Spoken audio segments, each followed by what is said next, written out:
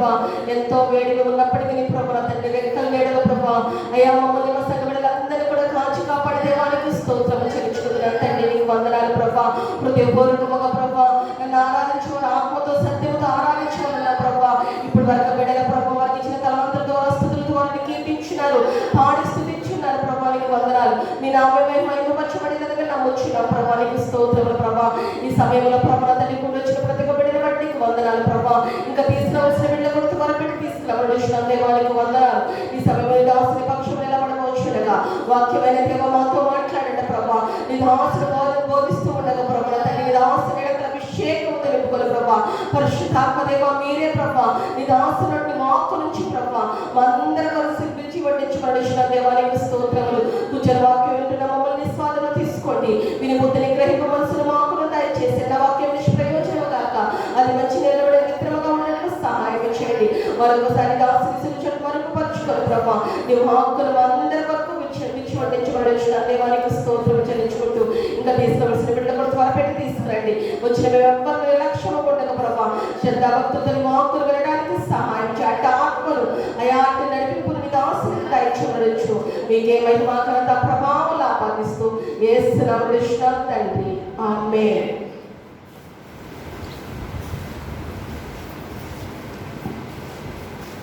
దేవుని ఘనమైన నామమునకు మహిమ కలుగును గాక.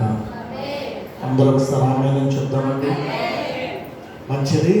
ఈ ఉదయకాలపు వేళ దేవుని యొక్క సన్నిధానమునకు చేరవచ్చున మీకందరికీ మరొక పర్యాయము మన ప్రభువును రక్షకుడైన యేసుక్రీస్తు వారి నామములో నాకు హృదయపూర్వకమైన వందనాలు తెలియపరుస్తా ఉన్నాను. అందరికి వందనాలండి. పిల్లగా మరి యొక్క 5వ నెలలో ఈ ఆఖరి పునరుద్ధానపు దినమున దేవుని సన్నిధానములో మనమందరము కూడి ఉండడానికి ప్రభు తన కృపను మనకు అనుగ్రహింపజేస్తారు. అందులో దేవుని నామమునకి మహిమ కలుగును గాక. సమయంలో 10 నిమిషాలు దేవుని మాటలను మనం ధ్యానం చేసుకొని కార్యక్రమాన్ని ముగింపులోనికి తీసుకొని వచ్చే ప్రయత్నం చేద్దాం. పరిశుద్ధ బైబిల్ గ్రంథంలో నుండి అపోస్తుల కార్యములు 2వ అధ్యాయము 46వ వాక్యము 47వ వాక్యములో రాయబడిన మాటలను ఒకసారి మనం చదువుకుందాం.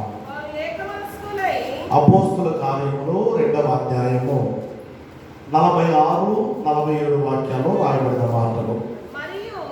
మరియు వారు ఏకమనస్కులై ప్రతిదినము దేవాలయములో తప్పక కూడుకొనుచు ఇంటింట రొట్టె విరుచుచు దేవుని స్తుతించుచు ప్రజలందరి వలన దయ పొందిన వారై ఆనందముతోను నిష్కపటమైన హృదయముతో ఆహారము పుచ్చుకొనుచుండెరి.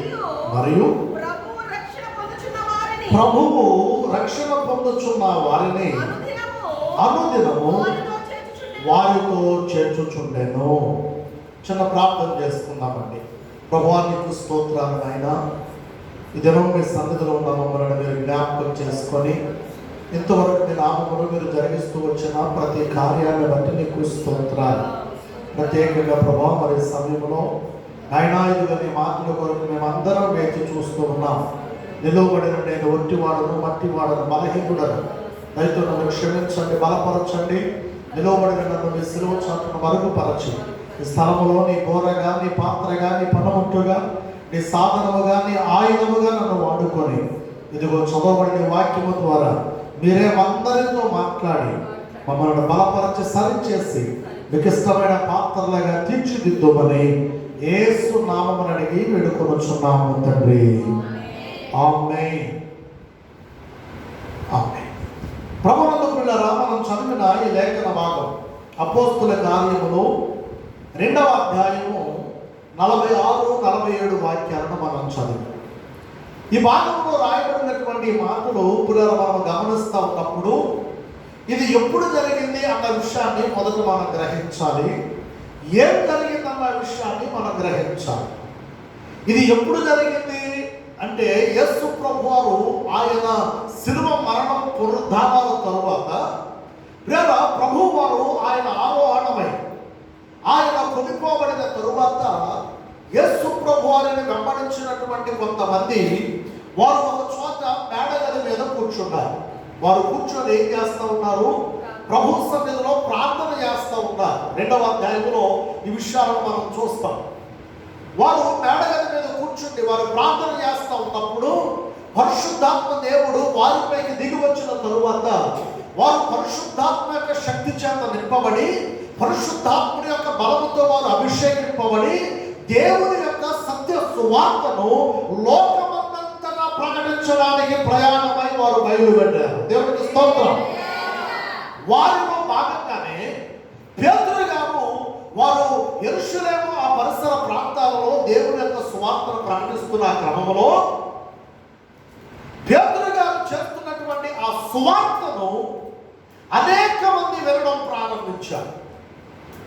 ఆ సత్య సువార్త పేతురు గారి నోట దేవుడు పలికిస్తూ ఉండగా సత్యమేమిటో అసత్యమేమిటో, వాస్తవమేమిటో అవాస్తవమేమిటో వారు గ్రహించుకొని వారందరూ కూడా సంఘములో చేర్చబడడానికి వారు ఇష్టపడ్డారు. దేవునికి స్తోత్రం కలుగునుగాక. వారు ఇష్టపడిన అనంతరం పేతురు గారు చెప్పినటువంటి ఒకే ఒక్క ప్రసంగానికి 3000 మంది సంఘములో చేర్చబడ్డారండి. హల్లెలూయా. ఇప్పుడు ప్రారంభింపబడిన సంఘం మొట్టమొదటిగా ఎంతమంది అండి? పేతురు గారి ద్వారా 3000 మంది. 3000 మంది సంఘం. ఈ 3000 మంది సంఘాన్ని తీసుకొని పేతురు గారు ఆధ్యాత్మికంగా వారిని ముందుకు నడిపిస్తూ ఉన్నాడు. ఆధ్యాత్మికంగా వారిని బలపరుస్తూ ఉన్నాడు. వారిని చక్కని ఆత్మీయులుగా వారిని తయారు చేస్తూ ఉన్నాడు. ఆ క్రమంలో జరిగిన సంఘటన ఏంటంటే వీరందరూ కూడా దేవుని యొక్క దేవాలయమును విడిచిపెట్టకుండా దేవుని యొక్క దేవాలయములకు ప్రతి దినము తప్పకుండా వారు హాజరవ్వడం ప్రారంభించారు. దేవునికి స్తోత్రం చెప్పండి. ఇప్పుడు మీరు మళ్ళీ 46వ వాక్యాన్ని చదవండి, విషయం అర్థమవుతుంది ఇప్పుడు. మరియు వారు ఏక మనస్కులై ప్రతిదినం ఎన్ని దినాలండి చెప్పాలి? ఎన్ని దినాలు? వారానికి ఒక్క రోజా? వారానికి 2 రోజులా? ప్రతిదినం వారు దేవాలయములో తప్పక వారు కూడుకుంటూ ఉన్నారు. దేవునికి స్తోత్రం చెప్పండి. మనకు వారానికి ఒక్క రోజే కూడుకోవడం కష్టం, కానీ వారు సంఘముగా వారు ఏం చేస్తూ వచ్చారంటే పిల్లరా, దేవుని సంఘము గమనించండి, వారు ప్రతిదినము దేవాలయంలో వారు కూడుకుంటూ ఉన్నారు. అనగా దాని అర్థం ఏమిటంటే పిల్లరా, వారు సహవాసమును కలిగి ఉంటా ఉన్నారు. సహవాసంగా వారు ప్రేమ ముందుకు వెళతా ఉన్నారు. తప్పక సహవాసమును కలిగి ఉన్నటువంటి వారు వారి జీవితంలో గొప్ప విజయాన్ని వారు చూడగలుగుతారండి. చెప్పండి, అర్థమైన సహవాసం చాలా ప్రాముఖ్యమండి. సహవాసం చాలా ప్రాముఖ్యం. ఒంటరి వారు ఏమి చేయలేరు. కనుక పిల్లరా, సహవాసంగా మనం ఉన్నప్పుడు, సహవాసంగా దేవుని సన్నిధిలో మనం చేరుతున్నప్పుడు, సహవాసంగా పిల్లలు దేవుని సన్నిధిలో దేవునితో కూడా మనం గడుపుతున్నప్పుడు, ఒకవేళ మనం బలహీనులం కావచ్చు, కానీ సహవాసంగా మనము కూడినప్పుడు బలహీనులమైన మనలను సహితం దేవుడు సహవాసం యొక్క ప్రార్థన ద్వారా దేవుడు మనల్ని బలపరుస్తాడు. చెప్పండి హల్లెలూయా. ఒకవేళ మనము బలహీనులుగా ఉండి మనము ప్రార్థించలేకపోవచ్చు, బలహీనతతో మనం ముందుకు అడుగు వేయలేని స్థితిలో ఉండొచ్చు, ఒకవేళ పరిస్థితులు మనకు అనుకూలంగా అనిపించకపోవచ్చు, కానీ వాటన్నిటిని సరిచేసేవాడు, వాటన్నిటిని చక్కబెట్టేవాడు, వాటన్నిటిని ఆయన వాటన్నిటిని పరిష్కరించి మన జీవితంలో విజయోత్సాహంతో ముందుకు నడపాలి అంటే సహవాసము ప్రార్థన చాలా మనకు ప్రాముఖ్యం. కనుక సహవాసానికి మనం ఎప్పుడు దూరం కాకూడదండి. మీరు ఈ మాట ఎట్లా చెప్పగలరు అయ్యారు అంటే ఒక చిన్న ఉదాహరణ మీకు చెప్పి నేను ముందుకు వెళ్ళిపోతాను. మనం చూస్తూ ఉన్నప్పుడు కోతులు గుంపులు మనకు కనపడతాయి కదండి. సో కోతులు గుంపులుగా ఉన్నప్పుడు దాని మీద ఏ శత్రువు కూడా దాడి చేసే ప్రయత్నం చేయలేదు. మీకు తెలుసా, కోతులు గుంపుగా ఉన్నప్పుడు అడవిని ఏలే రాజుగా పిలువబడే సింహం కూడా జరుచుకుంటుంది. ఎందుకో తెలుసండి, గుంపంతా కూడా ఒక్కసారి కనుక వచ్చి పడింది అనుకోండి, రాజు అయినటువంటి సింహం కూడా ఏమైపోవాలి, చచ్చిపోవాలంటే. అందుకనే వేటాడేటప్పుడు ప్రియుల ఇవి ఏం చేస్తాయంటే, ఎక్కడ ఒంటరిగా దొరుకుతాయో, ఎక్కడ ఒంటరిగా కనబడతాయో అప్పుడు వేటాడదామని ఒంటరితనంగా కనబడే దాని కొరకు అది ఎదురు చూస్తూ ఉంటుంది. మీరు చూడండి, అడవి దున్నలు చూస్తే అడవి దున్నలు కూడా అంతే. అవి గనక గుంపుగా ఉన్నప్పుడు ఏది వాటి మధ్యకెళ్ళినా ఏం చేస్తుంది, పొడిసి చంపేస్తే అంతే. కానీ అదే ఒంటరిగా దొరికిందనుకో, రేసు కుక్క కూడా దాన్ని పట్టుకొని చంపేస్తుంది.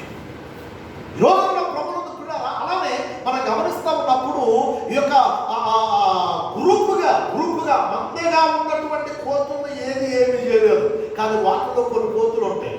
ఏ కోతులు అవి చెప్పట్లా, ఒంటరి కోతులు. ఈ ఒంటరి కోతులు కనుక పిల్లలు దొరికినాయి అనుకోండి, శత్రువుగా ఉన్నటువంటిది ఏదైనా, ఈవెన్ కుక్క అయినా కోతి మీద దాడి చేసి కోతిని చంపేస్తారు.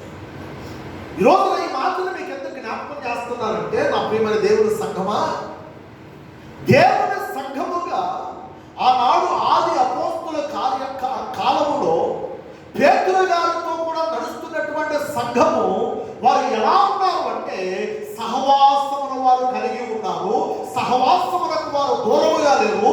సహవాసములకు వారు ప్రతిదినము వారు కూడుకునే దాని కొరకు వారు ఇష్టపడ్డారు. అందుకనే మీరు గమనించగలిగితే పిల్లరా, నేటి దినాల్లో ఎందుకు ఒక ఆత్మీయులైనటువంటి వారు బలహీనపడిపోతున్నారు అంటే, సహవాసానికి వారు ప్రాధాన్యతనివ్వడం లేదు. ఆత్మీయ స్థితిలో వారు ఎదగలేకపోతున్నారు అంటే, వారు దేవుడి యొక్క సన్నిధికి రాలేకపోతున్నారు, సహవాసముతో ఉండలేకపోతున్నారు, ప్రార్థనలో గడపలేకపోతున్నారు. శక్తినిచ్చే దేవుడి సన్నిధిలో దేవుడి పాదాల వద్ద ఉండి ప్రార్థించుకొని ఆయన పరమశక్తిని పొందుకొని శత్రువుగా ఉన్నటువంటి అపవాదితో వారు పోరాటం చేయలేకపోతున్నారు, దాన్ని ఓడించలేకపోతున్నారు. శత్రువే అనగా అపవాదే వీరిపైన దాడి చేసి వీరిని లోపరుచుకుంటా ఉన్నాయి. అది జరుగుతున్నటువంటి సంఘటనగా ఈ రోజున మనం నేర్చుకుంటున్నటువంటి మాటలో నేను త్వరగా ముగింపులోనికి రావడం కోసం త్వరగా ముగించే మాటలు చెప్పేస్తా ఉన్నాను. తప్పక సహవాసంగా వారు కూడుకున్నారు గనక తప్పక సహవాసంగా మనము కూడా కూడుకోవడం అన్నది మనకు చాలా ప్రాముఖ్యమైనది అయ్యింది. దేవుడికి స్తోత్రం చెప్పండి. సహవాసంగా మనం ఉన్నప్పుడు పిల్లరా, మనము సహవాసం యొక్క బలము అది సామాన్యమైనది కాదు. సహవాసంగా మనం కూడడం అన్నది దేవుడు మనకిచ్చిన గొప్ప ఆధిక్యత అండి. కనుక సహవాసంగా మనము కూడినప్పుడు దేవుడు మనకు బలమనిస్తాడు, దేవుడు మనకు శక్తినిస్తాడు. అంత మాత్రమే కాదు, దేవుడు మనకు విజయాన్ని మనకు అనుగ్రహిస్తాడు. చెప్పండి హల్లెలూయా. విజయాన్ని ఇస్తాడు. కాబట్టి నా ప్రభుత్వం దేవుడు అంటారా, ఉదయకాలం వేళ ఈ మాటలు మనం ధ్యానిస్తూ ఉన్నప్పుడు సహవాసంగా వారు కూడారు. తర్వాత వారు ఏం చేస్తారు చదవండి. ఇప్పుడు తప్పక వారు కూడుకొనొచ్చు, ఇంటింటా రొట్టె విరిచారు. ఎక్కడెక్కడండి చెప్పాలి మీరు, ఎక్కడెక్కడ ఇంటింటా. అంటే దీని అర్థం ఏంటంటే, వారు కేవలం దేవాలయంలోనే కూడుకోవడం మాత్రం కాదు, వారి ఇంట ప్రతి ఇంట దేవుడి యొక్క సన్నిధిని వారు కోరుకొని, దేవుడి సన్నిధిని కోరుకున్నటువంటి వారు సహవాసముతో కూడా వారు రొట్టె విరుచుటయందు వారు ఆసక్తి కలిగి ఉన్నారు. చెప్పండి హల్లెలూయా. రోజుల పిల్లలు మనం గమనిస్తూ ఉన్నప్పుడు ఈ మాట దగ్గర మనం ధ్యానిస్తూ నేర్చుకోవలసిన ఒక మంచి పాఠం ఏంటంటే, మన గృహాలలో కూడా దేవుడి యొక్క సన్నిధిని మనం కోరుకోవాలి. మన గృహాలలో కూడా సహవాసాన్ని మనం ఆహ్వానించాలి.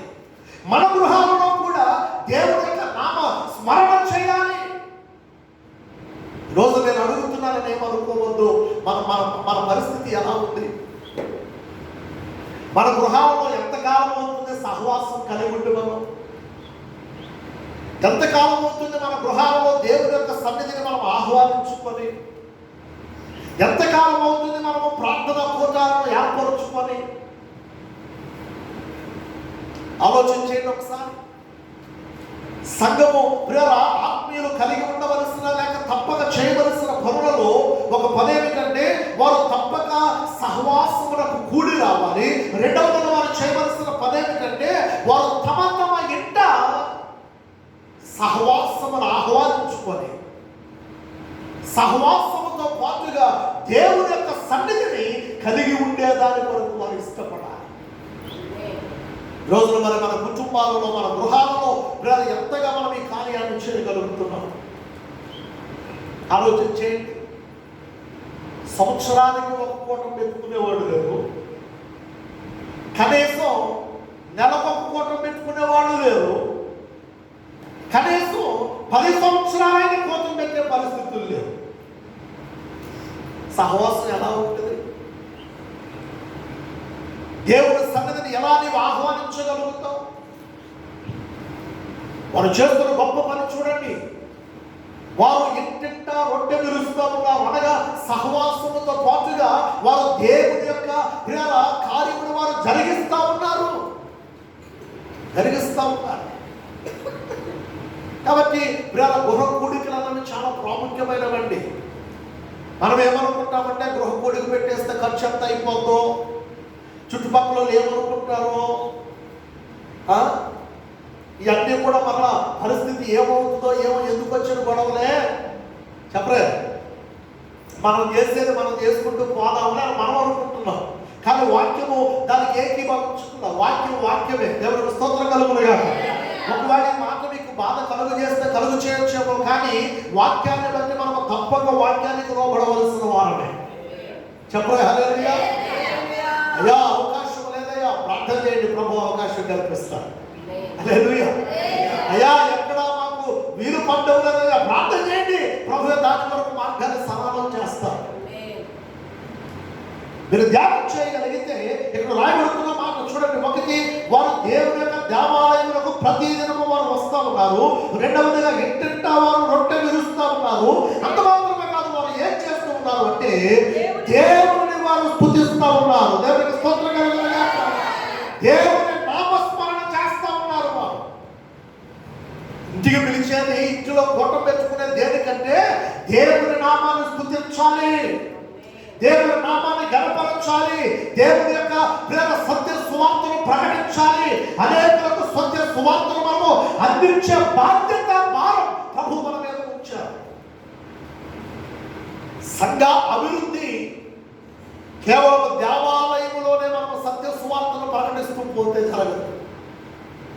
సంఘాభివృద్ధి భాగముగా మన వంతు మనము సత్య సువార్తను ప్రకటించే దాని కొరకు మనము నిలవబడాలి. మనం ఉన్న చోట హల్లెలూయా, మనం ఉన్న చోట నిలవబడాలి. ఏ రక్షణ అయితే మనము పొందుకున్నామో, ఏ శిక్షణ అయితే మనము తప్పించుకున్నామో, ఏ పాపము జీవితాన్ని అయితే మనము విడిచిపెట్టామో, వాటన్నిటిని గురించి సాక్ష్య రూపంలో మనం నిలవబడినప్పుడు ఆ సాక్ష్యమే సామాన్యమైన ప్రజల జీవితాల్లో కార్యాన్ని జరిగిస్తుందంటే చెప్పండి హల్లెలూయా. ఆ తర్వాత ఎప్పుడైతే దేవుని యొక్క నామాన్ని స్మరిస్తూ ఉంటామో, దేవుని స్తుతిస్తూ ఉంటామో, దేవుని సత్య సువార్తను ప్రకటిస్తూ ఉంటామో, అప్పుడు ఏం జరుగుతుందో తెలుసా?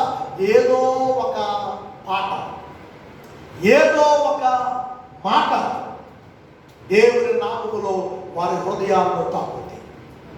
చాలా మంది ఆశ కలిగిన వారు ఉన్నారండి. దేవుని మందిరానికి వెళ్ళాలి, ప్రార్థన చేసుకోవాలి, మాకున్న సమస్య నుంచి బయటకు రావాలి, మాకున్న బలహీనత నుంచి బయటకు రావాలి, మేము విజయాన్ని చూడాలి, మా జీవితాల్లో విజయాన్ని మేము అనుభవించాలి అని చెప్పి ఎంతో మంది ఆశ కలిగిన వారు ఉన్నారు.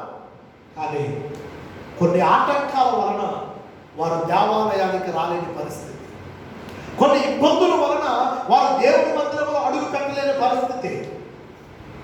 ఒకవేళ అటువంటి సమయంలో అటువంటి వారు ఎవరైనా నీ ఇంటి ప్రక్కన ఉంటే, హల్లెలూయా, అటువంటి వారు ఎవరైనా నీ పొరుగు వారిగా ఉంటుంటే, అటువంటి వారి పరిస్థితులలో పిల్లరా, ఒకవేళ నీవు కనుక కూడికను ఏర్పరచుకొని, అయ్యా వింటున్నారా, కూడికను కనుక ఏర్పరచుకొని ఆ కూడిక కనుక వారిని ఆహ్వానించుకొని ఆ కూడిక ద్వారా వారికి కనుక సత్య సువార్తను మనం వినిపింప చేయగలిగితే విశ్వాసము వారిలో ప్రభు కలుగు చేస్తాడు. హల్లెలూయా.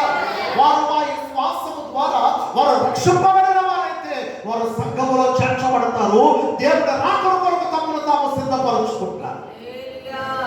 కనుక మన బాధ్యత సంఘాభివృద్ధిని కలుగ చేయండి ప్రభా, సంఘాన్ని అభివృద్ధి చేయండి ప్రభా అని మనం ప్రార్థన చేయడంతో పాటుగా మనం చేయవలసినటువంటి కొన్ని పనులు తప్పక మనం చేయాలి. కాబట్టి ఇక్కడ ప్రియుల సంఘముగా మీరు ఏం చేస్తూ ఉన్నారు అంటే, మూడవదిగా మీరు దేవుని నామాన్ని స్తుతిస్తూ ఉన్నారు, స్తుతిస్తూ ఉంటారు. ఆ తర్వాత వారు ఏం చేస్తారు చదవండి. ప్రజలందరి వలన వారు దయ పొందిన వారై ఆనందముతో నిష్కపటమైన హృదయముతో వారు ఆహారమును పుచ్చుకుంటూ ఉన్నారు. దేవునికి స్తోత్రం చెప్పండి. ఏమండి ఇక్కడ ఈ భాగంలో మీరు గమనిస్తే ఆహారం పుచ్చుకొనుట అంటే దాని అర్థం ఏంటంటే విందులు ఏర్పాటు చేసుకుంటా ఉన్నారు. మన ఇంటికి ఎవరైనా వచ్చారు అనుకోండి, మనం ఏం చేయాలి? వారికి చెప్పండి, ఏం చేయాలి? ఆతిథ్యం ఇవ్వాలి. ఎవరినైనా మన ఇంటికి మనం ఆహ్వానించాము అంటే వారికి ఆతిథ్యం ఇవ్వకుండా మనం పంపించాము అనుకోండి, అది ఎలా ఉంటుంది చెప్పండి? చెప్పలే. వారిని ఆహ్వానించి వారిని అగౌరవపరిచినట్లుగా ఉంటుంది. కాబట్టి ప్రియులారా, మనము చేసేటటువంటి ఈ పనిలో తప్పక చేయవలసిన పనిలో భాగంగా మనం ఏం చేయాలంటే కనీసం కొన్నిసార్లు అయినా, అన్నిసార్లు కాకపోయినా కనీసం కొన్నిసార్లు అయినా కృతజ్ఞతతో వస్తున్నటువంటి సహవాసం కొరకు, వస్తున్నటువంటి వారి కొరకు మనం ఆతిథ్యం ఇవ్వడం కొరకు మనం సిద్ధపడాలి. అమ్మో, ఆతిథ్యం అంటే ఇంకేముంటుందా? ఎన్ని వేలైపోతాయి అంటే సరే ఎంత ఖర్చు అయిపోతుందో అసలు మా వల్ల కాదండి. మరి ఏమి ఆతిథ్యం ఇవ్వకపోతే కనీసం సంవత్సరానికి ఒకసారి ఆ ఏర్పాటు మీరు చేసుకోలేకపోతే సంఘంగా మీ ఇంటికి వచ్చి, సంఘంగా మీ ఇంటి దగ్గర ప్రార్థన చేసి, సంఘంగా మీతో ఉండి, సంఘంగా మీ బాధలో పాలు పంచుకొని, సంఘంగా మీ కొరకు కన్నీరు కాచి ప్రార్థన చేసినటువంటి వారికి ఆతిథ్యం ఇవ్వలేకపోతే మనం ఎట్లా? ఏదో ఒక సందర్భాన్ని ఏర్పాటు చేసుకోవాలి. పిల్లలు పాస్ అయ్యారు, సందర్భం. దేవుడు మంచి ఇల్లు ఇచ్చాడు, సందర్భం. దేవుడు మంచి ఆరోగ్యం ఇచ్చాడు, సందర్భం. దేవుడు మరణ పడక మీద నుంచి లేవనెత్తాడు, సందర్భం. ఏదో ఒక సందర్భాన్ని బట్టి మనం వారిని గౌరవపరుస్తూ ఉంటే అది సహవాసములో మంచి ఐక్యతను కలుగు చేస్తుంది. హల్లెలూయా చెప్పండి. ఐక్యతను కలుగు చేస్తుంది. కాబట్టి ఇక్కడ మనం గమనిస్తున్న ఈ మాటలు మీరు చూడండి, వారు ఆనందముతోను నిష్కపటమైన ప్రేమతో, దేనితో చెప్పండి? అందరూ చెప్పాలి, దేనితోనండి? నిష్కపటమైన ప్రేమతో ఆనందముతో వారు ఏం చేస్తా ఉన్నారు అంటే ఆహారమును పుచ్చుకుంటూ ఉన్నారు. అంటే పిల్లల ఆనందముతో, సంతోషముతో వారి విందుని ఏర్పాటు చేసుకుంటున్నారు. ఏమండి, ఖర్చు ఎప్పుడు అవుతుందండి? ఖర్చు కాని సమయం అంటే ఏది లేదు. రోజు మనం ఖర్చు చేసేది ఖర్చే. ఎంతన్నా ఖర్చు చేయనివ్వండి, ఖర్చే. కానీ ఆ ఖర్చులో కొంత దేవుని పని కొరకు మనం వినియోగించగలిగితే, ఆ ఖర్చులో కొంత ఆనందముతో, సంతోషముతో, సహవాసం కొరకు మనం వాడగలిగితే తద్వారా జరిగే గొప్ప కార్యం ఏంటో చెప్పనా? అందరూ నా వైపు చూడండి. గొప్ప కార్యం ఏంటో చెప్పనా? ఆ కింద వచ్చినప్పుడు చదవడం మీకు అర్థమవుతుంది విషయం. మరియు ప్రభు రక్షణ పొందుచున్న వారిని వారందరూ కూడా విందు ఆరగించడం మాత్రమే కాదు, ఆహారం పుచ్చుకోవడం మాత్రమే కాదు, ఇప్పుడు ఏం జరుగుతుందంటే అక్కడ రక్షణ కార్యం జరుగుతూ ఉంది. దేవునికి స్తోత్రం. రక్షణ కార్యం జరుగుతుంది. చదవండి. మరియు ప్రభువు రక్షణ పొందుచున్న వారందరినీ అనుదినము వారితో కూడా ఆయన సంఘములోకి చేరుస్తూ వచ్చాడట. గట్టిగా చెప్పడం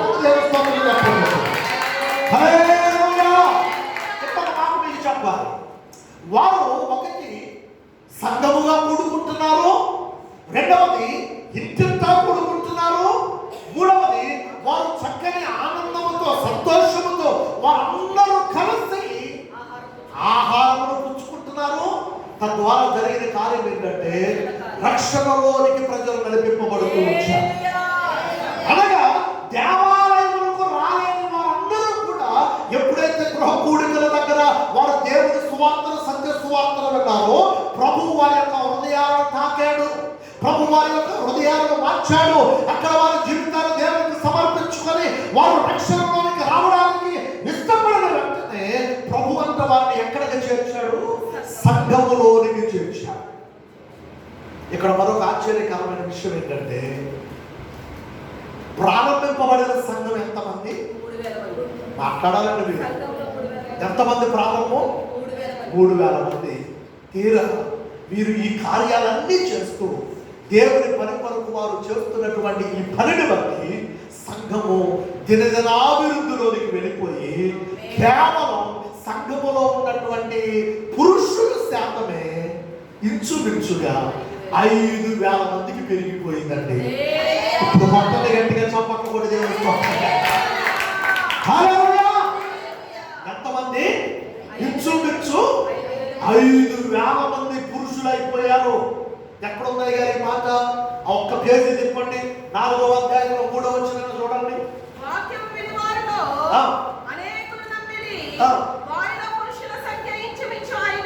4వ వాక్యంలో రాయబడుతున్న మాట అది. వాక్యము వినిన వారిలో అనేకులు నమ్మారు, వారిలో పురుషుల సంఖ్య ఇంచుమించు 5,000 మంది అయిపోయారు. అంటే పురుషుల 5,000 మంది అయ్యారంటే ఇంకా స్త్రీలు ఎంతమంది, పిల్లలు ఎంతమంది, యవనస్తులు ఎంతమంది? కాబట్టి నా ప్రభువునందు ప్రియమైన దేవుని సంఘమా, ఇదిగో ఒక ఆత్మీయుడిగా రక్షింపబడినటువంటి నీవు, రక్షింపబడినటువంటి మనము చేయవలసిన పనేమిటంటే సత్య సువార్తను ప్రకటించే క్రమంలో తప్పక సహవాసముగా మనము కూడుకునే దాని కొరకు ప్రాధాన్యతను మనము విచ్చువారమై ఉండాలి. సహవాసానికి ప్రాధాన్యతనివ్వాలి. అప్పుడే సంఘాభివృద్ధి ప్రేరణ కలగడం ప్రారంభమవుతుంది. లేఖనములు మీరు గమనిస్తా ఉన్నారు. 3,000 మంది సంఘమంతా కలిపి 3,000 మంది అయితే చివరికి వారు చేసిన కార్యముల వలన సంఘములో పురుషులే ఎంతమంది అయిపోయారు? ఇప్పుడు 5,000 మంది అయిపోయారు. అప్పుడు సంఘాభివృద్ధి ప్రేరణ ఎంతగా అభివృద్ధి చెందుతుందో చూడండి. కాబట్టి తప్పక మనం చేయవలసిన పనుల్లో సహవాసములకు మనం ప్రాధాన్యతనివ్వాలి. ఇక 2వ మాట చెప్పి నేను ముగించేస్తాను. కీర్తన గ్రంథము 141వ కీర్తన 5వ వాక్యం ఒకసారి చూద్దాం. కీర్తన గ్రంథము 141వ కీర్తన 5వ వాక్యం. అది చదవండి. నీతిమంతులు నన్ను కొట్టుట నాకు ఉపకారము, వారు నన్ను గద్దించుట నాకు తైలాభిషేకము. నేను అట్టి అభిషేకమును త్రోసివేయకుందును గాక. వారి దుష్ట క్రియలను చూచి నేను తప్పక ప్రార్థన చేయుచున్నాను. దేవుని స్తోత్రం చెప్పండి.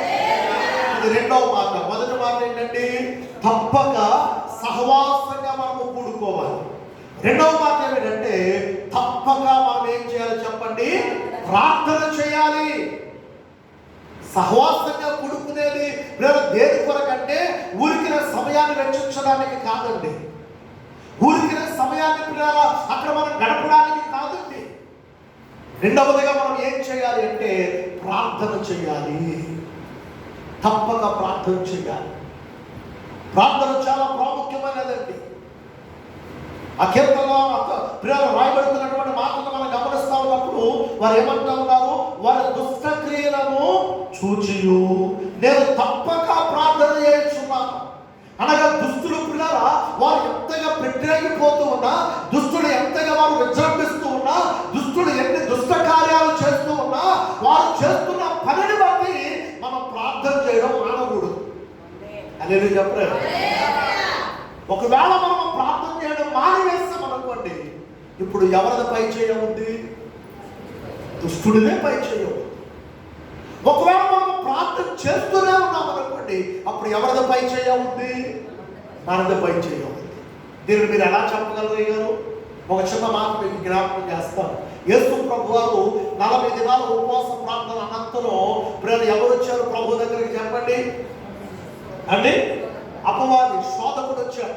శోధకుడు వచ్చి ప్రభువును శోధిస్తా ఉన్నాడు. ఇదిగో నిజముగా నీవు దేవుని కుమారుడు అయితే ఇదిగో ఈ రాళ్ళను రొట్టెలుగా చేసుకొని నువ్వు తిరిగి ఆకలిని తీర్చుకోవచ్చు కదా అని చెప్పి అపవాది అన్నాడు. వెంటనే ప్రభు ఏమన్నారు? 4వ అధ్యాయం మత్తయి సువార్త 4వ అధ్యాయంలో రాయబడుతున్న మాట ప్రభు ఏమన్నారో తెలుసా? ఇదిగో మనుషుడు రొట్టె వల్ల మాత్రమే కాదు కానీ దేవుని నోటి నుండి వచ్చు ప్రతి మాట వలన జీవించునని రాయబడి ఉంది, నీకు తెలియదా అన్నాడు ప్రభు. వెంటనే అపవాది ఏమన్నాడో తెలుసా? 2వ మాట అలాగా అయితే మరి ఒక పని, ఇదిగో ఇది ఒక ఎత్తైన శిఖరం మీద ఉండి నువ్వు కిందకు దూకే, నిజంగా నీవు దేవుని కుమారుడు అయితే నువ్వు కనుక కిందకు దూకావనుకో ఆయన నిన్ను గూర్చి తన దూతలకు ఆజ్ఞాపించి నీ పాదములకు రాయి తగలకుండా వారిని ఎత్తు పట్టుకునేటట్లుగా చేస్తాడు, కాబట్టి నువ్వు దూకే అని చెప్పి అన్నాడు. అంటే వాక్యం నుండి వాక్యముతోనే పరిశోధన, వాక్యము నుండి వాక్యముతోనే పరీక్ష, వాక్యము నుండి వాక్యము ద్వారానే శోధింపబడ్డాడు. వెంటనే ప్రభు అన్నాడు, ఇదిగో ఇదిగో దేవుని నీవు శోధింపవలదని మరొక చోట రాయబడి ఉంది, నీకు తెలియదా? ఇక సుఖం లేదని చెప్పి 3వసారి అపవాది ఏం చేశాడు అంటే ఈ లోక రాజ్యములన్నిటిని కూడా ప్రభువుకు చూపించాడట. అందుకని బైబిల్లో రాయబడిన మాట, ఈ లోకాధికారి ఎవరు చెప్పండి? అపవాది. లోకం అపవాది, అపవాది యొక్క చేతుల్లో ఉంది, అపవాది యొక్క కుతంత్రాలలో ఉంది, లోకము ప్రేర వాడి యొక్క వశంలో ఉంది. కనుక వాడు ఏం చేస్తాడంటే ప్రభువుని ఎత్తైన స్థలం మీదకి వెంట పెట్టుకుని వెళ్ళి ఆ ఎత్తైన స్థలం మీద నుండి ప్రేర ఈ లోకములో ఉన్నటువంటి మహిమంతా కూడా ప్రభువుకు చూపెట్టాడట. చూపెట్టాడు, ఇదిగో నీవు గనక ఒక్కసారి నాకు సాగిలపడి నమస్కారం చేసావంటే ఈ మహిమ ఈ లోకమంతా కూడా తిరిగి మళ్ళీ నీకు అప్పగించేస్తాను అన్నాడు. వెంటనే ప్రభు అన్న మాట్లాడో తెలుసా? సాతానా పొమ్ము, ప్రభు అయిన నీ దేవునికి మాత్రమే మొక్కి ఆయన మాత్రమే నేను సేవించాలని రాయబడి ఉన్న సంగతి నీకు తెలియదా అని ప్రభువు చెప్పి అపవాదిని ఆ శోధకుడిని ప్రభు గద్దించినప్పుడు అక్కడ పిల్లరా అక్కడ రాయబడుతున్నమాట, ఆ శోధకుడు ఆ అపవాది ఆయనను వదిలి వెళ్ళిపోయాను. గట్టిగా చెప్పలేదు. ఇప్పుడు ఎలా ఇది జరిగింది? యేసు ప్రభు వారు 40 దినాలు ఉపవాస ప్రార్థన వలన దేవుని యొక్క శక్తిని తాను సంపాదించుకొని అపవాది యొక్క శోధనలో పడిపోకుండా ప్రభు దాన్ని ఎదుర్కొని దానితో పోరాడి అపవాదితో చెప్పిన మాట, శోధకుడా అపవాది సాతానా నువ్వు వెళ్ళిపో అంటే అపవాది ఏమైపోయాడు అక్కడి నుంచి? చెప్పట్లా? గట్టిగా చెప్పండి. మరి మనం చెప్తే అంతమంది ఉన్నారు ప్రార్థన చేయకుండా, ప్రార్థనలో గడపకుండా, ప్రార్థన శక్తిని పొందుకోకుండా, పరిశుద్ధాత్మక అభిషేకాన్ని కలిగి ఉండకుండా ప్రేమలు చేస్తున్న పని ఏమిటంటే అందరూ చేస్తే లేదు కానీ నేను చేస్తే వచ్చిందా, అందరూ చేస్తుంటే ఏమైంది, నేనెందుకు చేయకూడదు అని కొంతమంది బయలుదేరారు. అప్పట్లో కూడా ఇప్పట్లో కూడా. అప్పుడు ఉన్నారు కొంతమంది, ఇప్పుడు కూడా బయలుదేరారు కొంతమంది. ఇప్పుడు కూడా మీరు లోకంలో గమనించండి, సేవకులుగా పిలువబడుతున్న వారిలో చాలా మంది పిల్లల చాలా మంది వారు చేస్తే లేదు కానీ నేను చేస్తే వచ్చిందా అదే ఒక సాకుతో వంకతో దేవుని పనిని చేసేవారు లేకపోతే రోజులు చాలా మంది ఉన్నారంటే మీరు గమనించండి. మరికొంతమంది పిల్లల వారి జీవితం అంతా కూడా వారికి ఇష్టం వచ్చినట్లుగా వారి బ్రతికి బాధాకరమైన విషయాలు వారికి ఇష్టం వచ్చినట్లుగా వారు జీవించి ఇక చివరికి వారు ఏమీ చేయలేని పరిస్థితిలో దేవుడు నన్ను సేవ చేయమంటున్నాడు అని చెప్పి బైబిల్ సంకలం పెట్టుకొని బయలుదేరే వాళ్ళు కూడా లేకపోవాలి లోకంలో. మరొక బాధాకరమైన విషయం ఏంటంటే జీవితం అంతా కూడా సంపాదించుకొని వారి యొక్క యవన జీవితం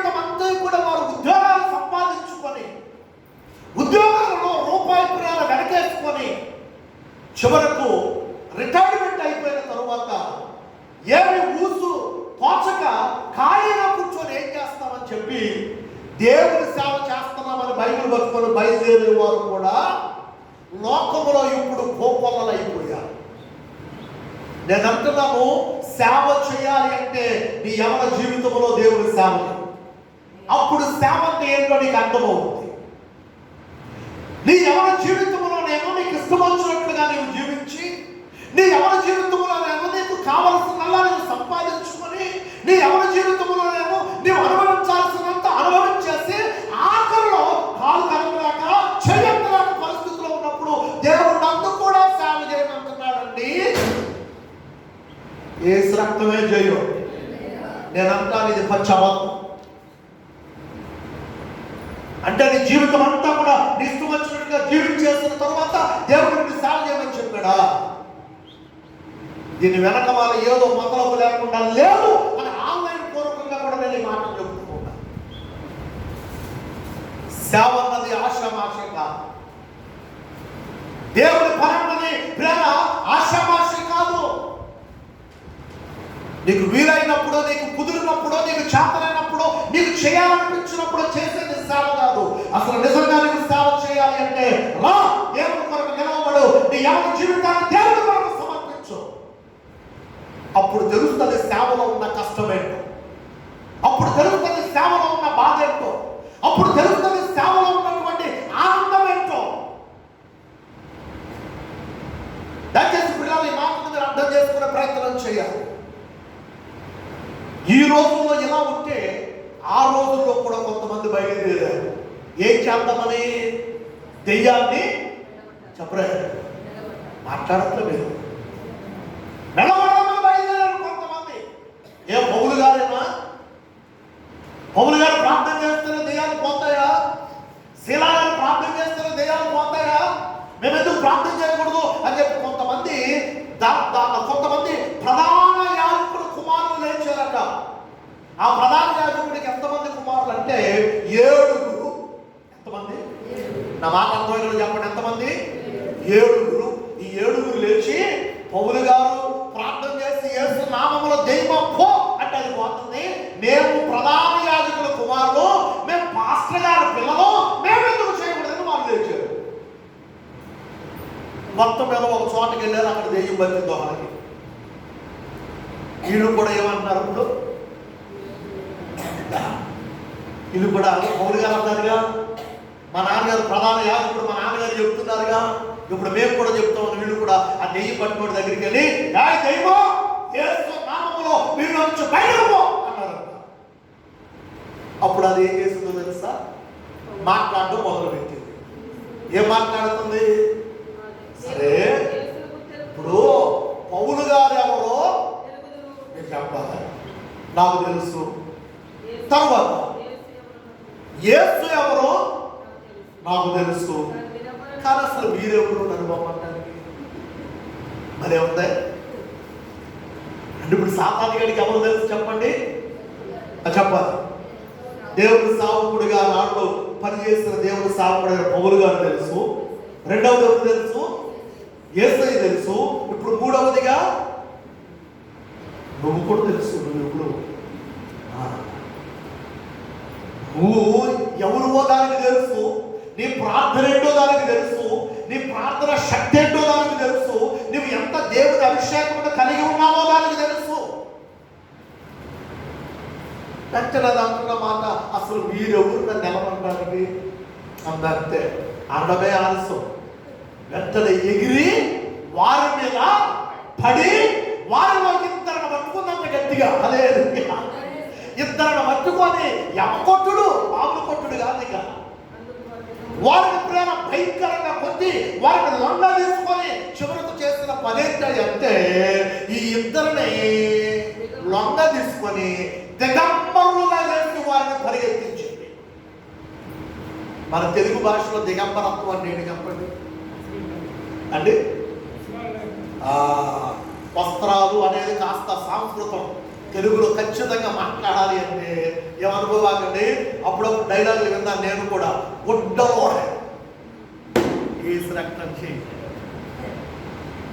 ఇప్పుడు ఎప్పుడో వచ్చి నీ డైలాగ్ నేను కూడా విన్నా, గుర్తుంది. గుడ్డ లోడ తీసి ఉడికించి పడతాను. అట్లానే అపవాదిగా ఏం చేస్తాడో తెలుసా? వాళ్ళిద్దరిని లొంగ తీసుకొని వారిని కొట్టి వారి ఒంటి మీద వస్త్రపు చెక్కు లేకుండా గుడ్డ లోడ తీసి కొట్టి పరిగెత్తించాడు వాళ్ళని. ఈరోజు నీ మాట మీకు ఎందుకు చెప్తున్నానో తెలుసండి? కాస్త మనకు నవ్వుకోవడానికి నవ్వుగా అనిపించినా, కాస్త ఈ మాట వినడానికి ఇబ్బందికరంగా మనకు అనిపించినా, జరిగిన వాస్తవం, జరిగిన సంఘటన బైబిల్లో రాయబడుతుంది. దాన్ని బట్టి ఇప్పుడు మనం ఏమి నేర్చుకోవాలి, ఏమి తెలుసుకోవాలి అంటే, ఇదిగో ఆనాడు పౌలు గారు అపవాదిని ఓడించాడు, అపవాదిని గద్దించాడు, సాతానుని వెళ్ళగొట్టాడు అంటే అది దేని వల్ల జరిగింది అంటే పౌలు గారు కలిగి ఉన్న దేవుని శక్తిని బట్టి. చెప్పండి గట్టిగా హల్లెలూయా. యేసు ప్రభువారు ఇదిగో ఆయన 40 దినాల ఉపవాస ప్రార్థన తరువాత అపవాదిని ఎదుర్కొని శోధకుడిని జయించి అపవాది సాతాను పో అంటే అది ఆయన యొక్క నుండి పోయింది అంటే అది దేని వల్ల జరిగింది అంటే గుర్తుచేయలే, ప్రార్థన వలన. మరి ఇప్పుడు నీవు నేను అపవాదితో పోరాడాలి అంటే, శోధకుడితో మనము ప్రేమ పోరాటంలో నిలిచి ఉండాలి అంటే, శోధకుడు మనము ఎదిరించాలి అంటే, శోధకుడు మనము జయించాలి అంటే, విజయోత్సాహముతో మనము ముందుకు అడుగు వేయాలి అంటే, ఈ రోజున నీకు నాకు కూడా ఏం అవసరమైంది చెప్పండి ఇప్పుడు గట్టిగా? ఉపవాసమా? మన ఉపవాసం ఉందని చెప్పారే. చెప్పండి ఇప్పుడు గట్టిగా ఏం కావాలి మనకి? ఆ పురుషులు కూడా చెప్పండి, అందరూ గారు చెప్పండి ఇప్పుడు ఏం కావాలి? తప్పక ప్రార్థన మనకు అవసరం అంతే. ఒక భక్తుడు చెప్పాడు, ప్రార్థన లేని వారు దేవుని యొక్క శక్తిని కలిగి లేని వారంట. అందుకనే తను ఏమని చెప్పాడంటే, మోర్ ప్రేయర్ మోర్ పవర్. ఏంటి చెప్పండి? చెప్పట్లా మీరు? తెలుగులో చెప్పనా? ఎక్కువ ప్రార్థన. చెప్పండి ఇప్పుడు నా వెనక మాల. ఎక్కువ ప్రార్థన ఎక్కువ శక్తిని ఇస్తుంది, తక్కువ ప్రార్థన తక్కువ శక్తిని ఇస్తుంది. అంతే. మరొక భక్తుడు ఏం చెప్పాడంటే, ఎవరైతే ప్రార్థన చేస్తారో ప్రార్థన చేసేవారట పాపం చేయలేరట, పాపం చేసేవారట ప్రార్థన చేయలేరట. ఇప్పుడు మీకు అర్థం అవ్వాలి విషయం. ఎవరైనా మేము ప్రార్థన చేయలేకపోతున్నామండి, ప్రార్థన మాకు నడవట్లేదండి, ప్రార్థనలో మేము ఉండలేకపోతున్నామండి, ప్రార్థన చేయాలనే ఆలోచన వస్తుందే కానీ ఎలా ప్రార్థించాలో మాకు ముందుకు ప్రార్థన వెళ్ళడం లేదండి అంటారు. వారి యొక్క కొటేషన్ మీరు అర్థం చేసుకోండి. ప్రార్థన చేసేవారేమో పాపం చేయరు, పాపం చేసేవారేమో అంటే ఎక్కడో ఏదో లోపం ఉంది, ఎక్కడో ఏదో పొరపాటు ఉంది, ఎక్కడో ఏదో తెలియని ప్రేమ జీవితంలో ప్రేమ బయటకు చెప్పుకోలేని సమస్యలో ఉంది. అది దేవునికి విరోధంగా నిలబడింది. మన ప్రార్థన సన్నిధికి చేరకుండా అది అడ్డుపడుతుంది. అందుకని కీర్తనకారుడు అంటాడు, అయ్యా నేను దివారాత్రులు ప్రార్థన చేస్తా ఉన్నా, నా ప్రార్థన ఏమవుతుంది? తిరిగి మరలా నా ఎదలోనికే వచ్చేస్తుంది. అయ్యా ఎంత ప్రార్థన చేస్తున్నా నాకు ప్రార్థనకు ప్రయోజనం ఉండడం లేదయ్యా. కనుక ఏదైతే నా ప్రార్థనకు అడ్డొస్తుందో దాన్ని తొలగించండి నాయన అని తాను ప్రార్థన చేస్తాడు. అందుకని యెషయా గ్రంథంలో రాయబడుతున్న మాట ఏంటంటే, ఒకసారి ఆఖరిగా వచ్చినాన్ని చదవండి, ప్రార్థన చేసుకున్నాం. యెషయా గ్రంథము 53వ అధ్యాయం తీస్తారండి. అబ్బా యెహోవా హస్తము కుర్చీ కాలేదు, విననేరకైనట్లు ఆయన చెవులు మందము కాలేదు, మీ దోషములు మీకును మీ దేవునికి అడ్డముగా వచ్చెను. చాలు చాలు ఒకసారి వచ్చిన చెప్పండి. అది 59 క్షమించండి, 53 అన్నాను, 59 1. ఎస్, ఇప్పుడు అందరూ కలిసి చదవండి ఆ మాట. రక్షింపనేరకైనట్లు యెహోవా హస్తము కురచకాలేదు, విననేరకైనట్లు ఆయన చెవులు మందము కాలేదు, మీ దోషములు మీకును మీ దేవునికి అడ్డముగా వచ్చెను, మీ పాపములు ఆయన ముఖమును మీకు మరుగుపరచెను, కనుక ఆయన ఆలకింపక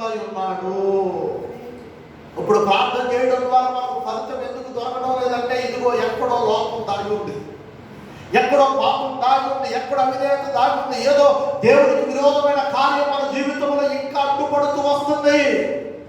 కనుక పిల్లరా, మన జీవితాల్లో వాటన్నిటిని మనం తొలగించుకొని ప్రభు సన్నిధిలో ఎక్కువ ప్రార్థన చేసి అపవాది కుతంత్రాలను లయపరిచి దేవుని నామముల విజయాన్ని పొందుకొని విజయోత్సాహంతో మనం ముందుకు వెళ్ళాలి అంటే తప్పక మనము ప్రార్థనలో గడిపే వారమై ఉండాలి. ప్రభువా ప్రార్థన నేర్పయ్యా, ప్రార్థించకుండా నేనుండలేనయ్యా. ఏం నేర్పాలి? చెప్పండి చెప్పండి, ఏమి నేర్పాలి?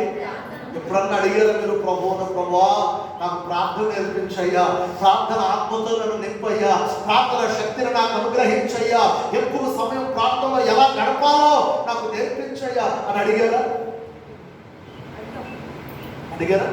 అడిగితే దేవుడు మిమ్మల్ని దీవించుగా. అడగకపోతే అడగండి.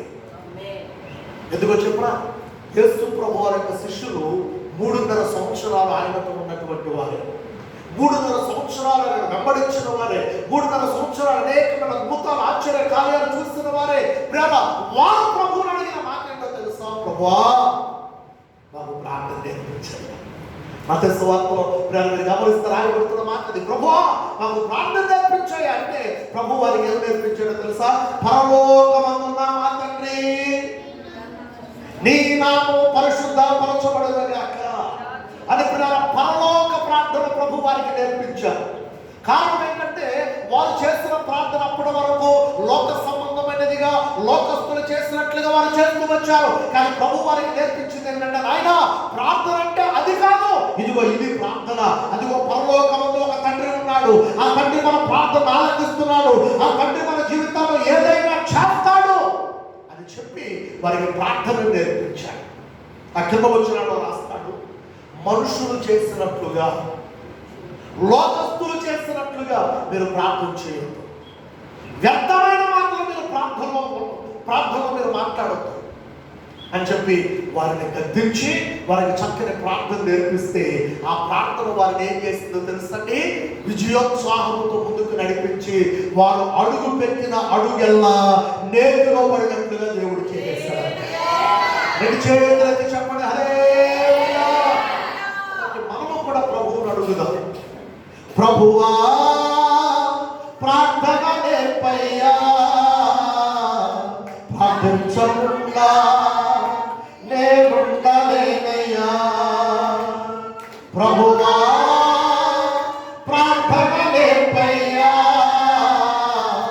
ప్రార్థించకుండా నేనుండలేనయ్యా. నీ పాదాలు గడపకుండా నా పయనం సాగదయా, నీ పాదాలు గడపకుండా నా పయనం సాగదయా. ప్రార్థన వలనే పయనము, ప్రార్థనే ప్రాకారము, ప్రార్థనే ప్రాధాన్యము, ప్రార్థన లేనిది పరాజయం.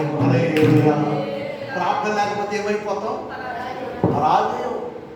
చేయకుండా మన జీవితాల్లో చేయాలి మనం అనుభవించలేం, విజయోత్సాహంతో ముందుకు అడుగు వేయలేం. మనం అడుగు వేసిన ప్రతి అడుగులో విజయం మనకి ఎక్కడా కూడా కనబడదు. అందుకని భక్తులు పాడుతూ అంటాడు, ప్రార్థన లేనిది పరాజయం, ప్రభువా ప్రార్థన నేర్పయ్యా, ప్రార్థించకుండా నేనుండలేనయ్యా. అడుగుదామా? ప్రభువా ప్రార్థన నేర్పయ్యా, ప్రార్థించకుండా నేనుండలేనయ్యా. వాకరిద్దాం, చూసుకుందాం. ప్రభువా ప్రార్థన నేర్పయ్యా, ప్రార్థించకుండా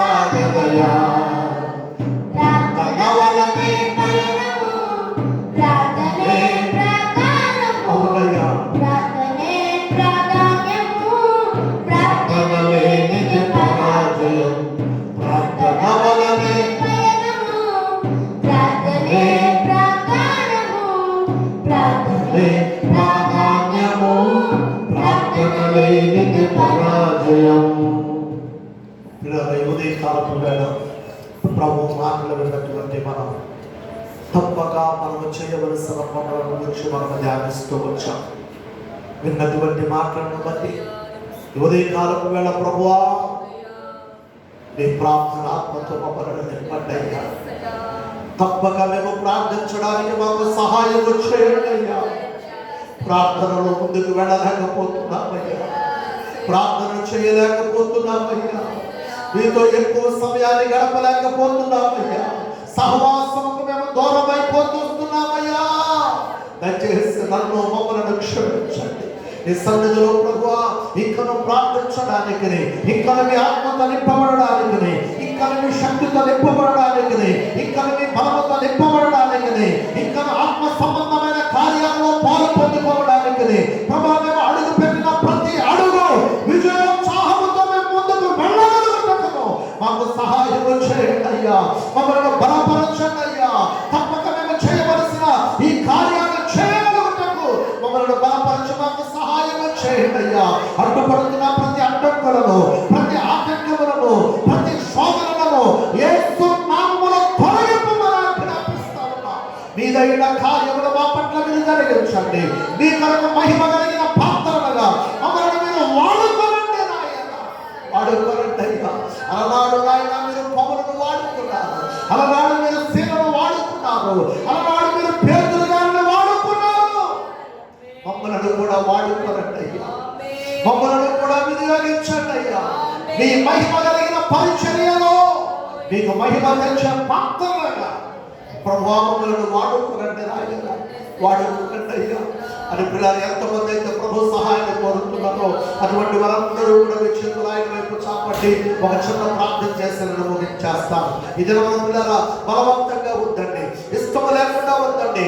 నిజముగా మీకు ఇష్టమైతే, నిజముగా మీరు ఇదిగో నేను నా సన్నిధి దేవుడి సన్నిధిలో సహవాసముగా నేను కూడి ఉండాలి, ఇదిగోని నా సన్నిధిలో ఎక్కువగా ప్రార్థించి ప్రార్థన ద్వారా అపవాదిని ఓడించి విజయాన్ని నేను చూడాలి అన్నటువంటి వారు మీకు ఇష్టమైతే మీ చేతులు ఆకాశం వైపు మీరు చాపండి. మీ కొరకు నేను ప్రార్థించడానికి ఇష్టపడుతున్నా. హల్లెలూయా, హల్లెలూయా.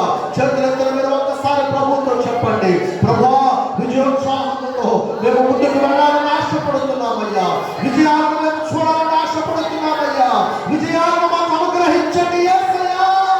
ఆ స్థితిలో మేము ప్రార్థించడానికి మాకు సహాయం చేయండి అయ్యా అని చేతులెత్తిన మీరు ప్రభుత్వం చెబుతూ ఉండగా మీ కొరకు చిన్న ప్రార్థన. మహాగణుడా, మహోన్నతుడా, పరిశుద్ధుడా, నిత్య నివాసైన మా ప్రియ పరలోకపు తండ్రి, మీ నామాన్ని స్తుతిస్తూ ఉన్నాము నాయనా.